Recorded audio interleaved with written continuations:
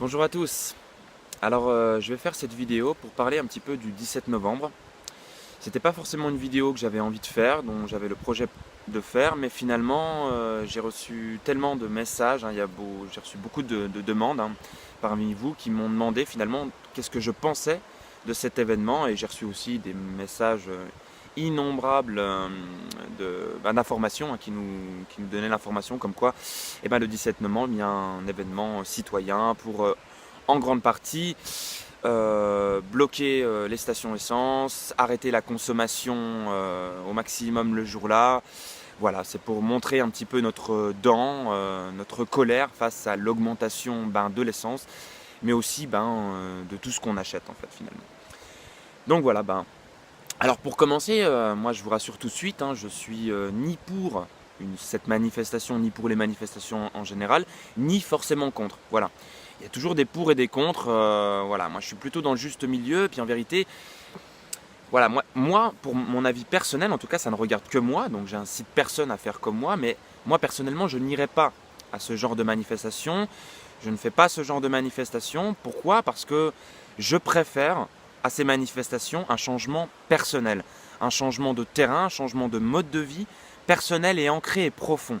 Je préfère cela parce que je suis de ceux qui pensent que c'est véritablement avec un changement personnel, et quand chacun de nous changera personnellement de direction de vie, de mode de vie, de manière de fonctionner, et deviendra de plus en plus autonome de sa propre vie, de la gestion de sa propre vie, on sera de moins en moins dépendant justement de ce système qui voilà, a un peu la main mise sur nous et tire les ficelles comme il veut, et on en est toujours dépendant. Voilà. Alors je ne suis pas forcément, comme je le disais, contre cette manifestation, seulement pour ce qui est du 17 novembre véritablement, voilà, je ne comprends pas forcément tout. Parce que je me dis, bon ok, on va bloquer l'essence, on va bloquer les stations essence, on va essayer généralement de ne pas trop consommer ce jour-là. C'est une bonne chose. Mais ce que je ne comprends pas, c'est pourquoi ce jour-là. Pourquoi ce jour-là et pas le lendemain, et pas encore le surlendemain, et encore le surlendemain, ou les jours d'avant. Voilà. Pourquoi c'est un jour? Moi, ce que je pense pas vraiment que ça va changer quoi que ce soit si cette journée-là, on arrête de consommer. Parce que je pense qu'au gouvernement, là-haut, ils vont rigoler complètement. Ils sont déjà au courant, ils en ont rien à faire.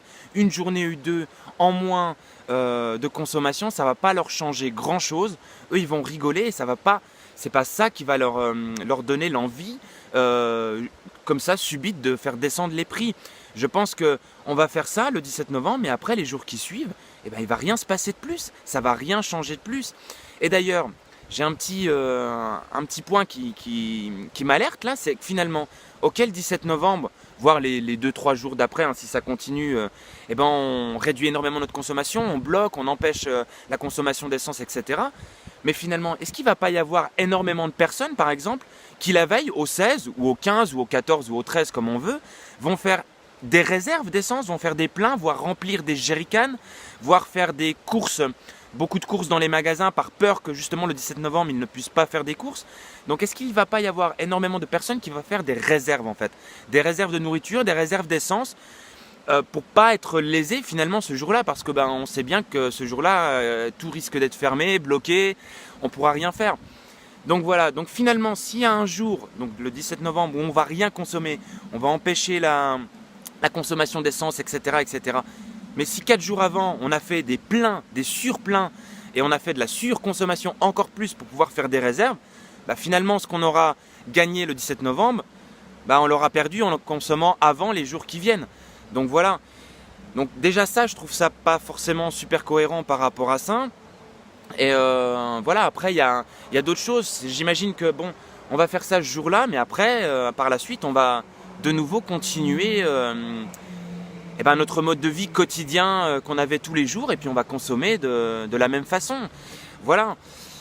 Moi, je pense véritablement que les changements personnels peuvent beaucoup mieux agir qu'un changement comme celui-là. C'est assez frontal, je trouve, ce 17 novembre. On va rentrer dedans, et c'est jamais dans la haine et en exprimant notre haine qu'on arrive vraiment à régler les choses. C'est plutôt dans l'amour et dans la joie qu'on arrive à changer les choses. Et j'avais envie de dire aussi quelque chose par rapport au 17 novembre.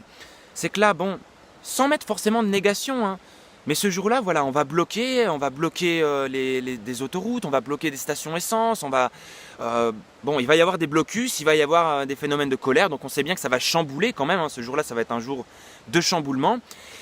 Et donc je me dis aussi qu'il y a certainement peut-être des personnes qui seront très malades ce jour-là, qui devront aller en urgence à l'hôpital ou qui devront en urgence aller chercher quelque chose, aller chercher leur enfant ou je sais quoi, enfin quelque chose d'important à leurs yeux et vont être peut-être un peu bloqués aujourd'hui. Donc ça peut risquer aussi d'emmerder, excusez-moi le mot, mais les personnes, les citoyens eux-mêmes. Donc on risque de se mettre nous-mêmes notre propre balle dans le pied en fait aussi. On risque de s'embrouiller cette journée-là, voilà. Et j'imagine vraiment que là-haut, à la haute sphère, ils vont vraiment rigoler, quoi. Donc voilà. Puis en même temps, la semaine prochaine, enfin dans 2 semaines je crois que c'est le 23 novembre, il va y avoir ce qu'on appelle le Black Friday. Alors le Black Friday, c'est en fait grosse chaîne de soldes, hein, ça vient des États-Unis. En fait, il va y avoir les soldes partout, dans les magasins, sur Internet, etc., etc. Il va y avoir les prix qui seront bradés à fond. Donc finalement, ok, bon le 17 novembre, on va réduire énormément notre consommation, ce qui est bien, d'accord, ce jour-là. Mais il va y avoir que ce jour-là. Puis en fait, une semaine après, on va consommer normalement. Puis il va y avoir aussi le Black Friday. Donc là, il va y avoir énormément de surconsommation. Encore une fois. Donc ce qu'ils auront peut-être perdu le 17 novembre, on va largement le récupérer au Black Friday. Voilà. Surtout que le Black Friday, chaque année, notre consommation, elle augmente. Là, ils estiment un budget pour cette année 2018 au niveau du Black Friday, en France seulement, de 5,8 millions d'euros. Voilà, le budget sera, ils envisagent à peu près que ce sera ça, 5 millions d'euros. Voilà, qu'on va dépenser, nous Français, en ce jour du Black Friday. Voilà.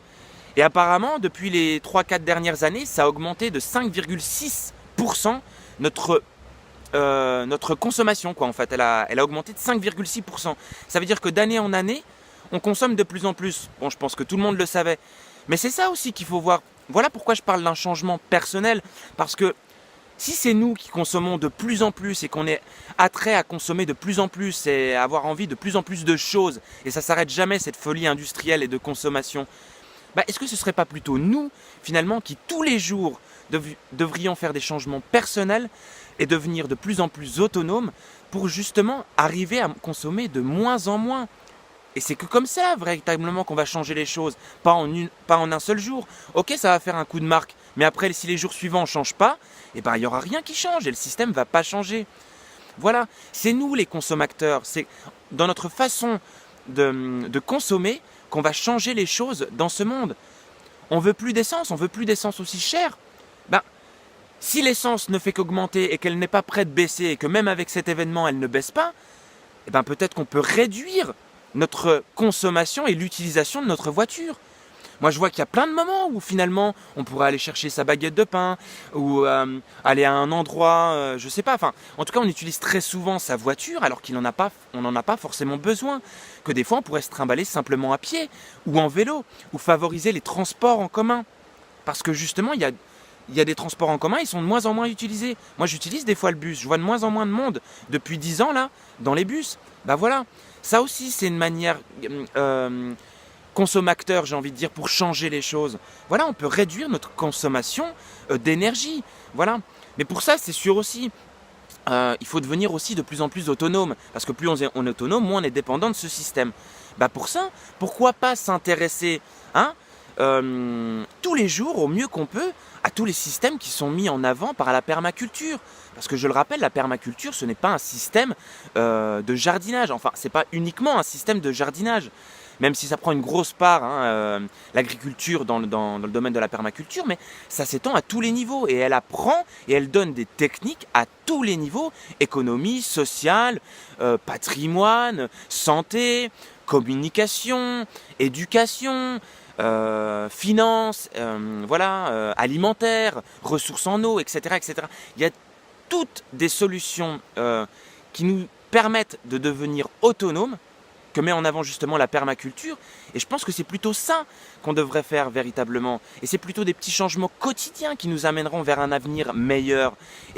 Parce que le gouvernement, il ne changera pas. Ça ne sert à rien, je pense, qu'on attende après le gouvernement en permanence.